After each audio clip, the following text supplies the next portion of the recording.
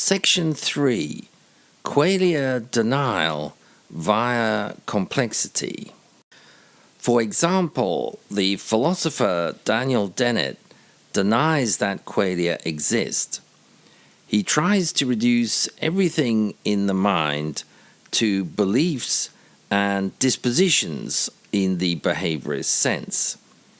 He argues that when you report that you are experiencing red, this is, in fact, only a belief produced by the same processes that produce all your other mental states. In other words, qualia are the same as propositional states. In other words, all mental states consist of nothing but information. For Dennett, your belief that you're having a sensation, such as seeing red, emerges from micromental processes, such as recognition, discrimination, identification, and categorization. These microprocesses are simply acts of mechanistic logical reasoning, carried out in parts of the brain in the same way as a computer would. If this can be called thinking, then parts of the brain can think, but parts of the brain cannot perceive. Only a whole and complete person can perceive anything. For Dennett, our representations of the world start as complex wholes within which nuggets of knowledge progressively condense or crystallize. Or better, our representations begin as diffuse formless entities onto which our cognitive processes increasingly apply more structure and definition.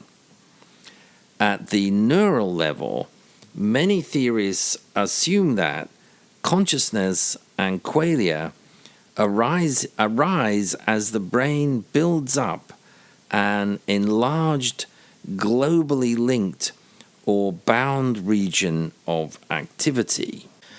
Dennett, in other words, claims that all brain processes are of one and the same type.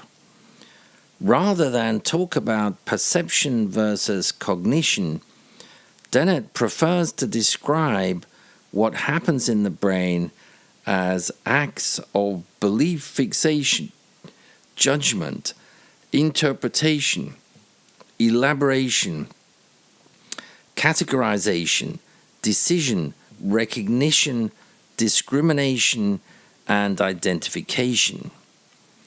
What this list of terms has in common is that our inner processes are much more akin to thinking than sensation. Although there are many loci in the brain, their effects in rewriting and editing the various draft beliefs we have about what is happening out there are all of this single type.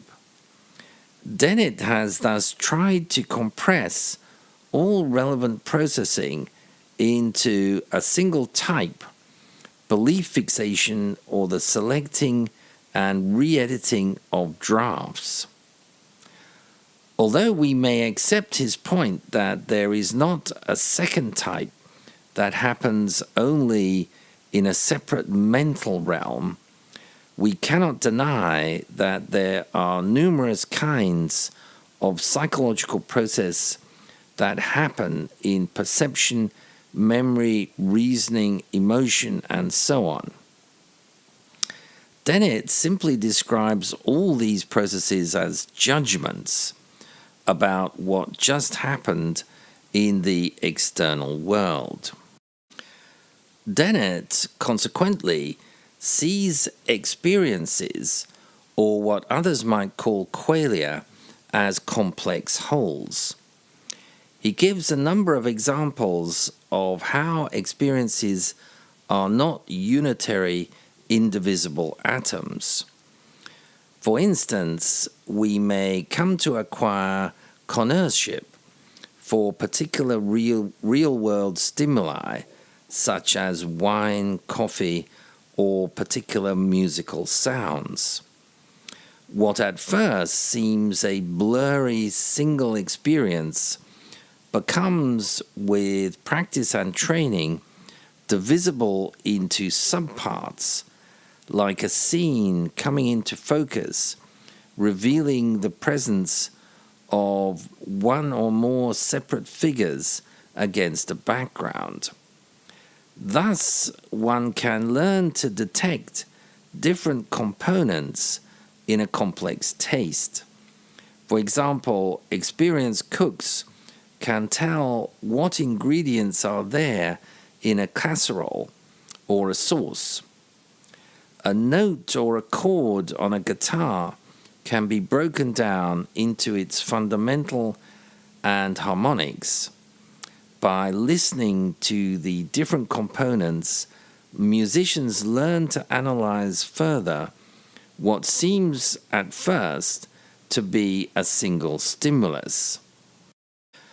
Others have extended this anti-Qualia argument of Dennett's further by claiming that there is no necessary end to this process of categorization and subcategorization.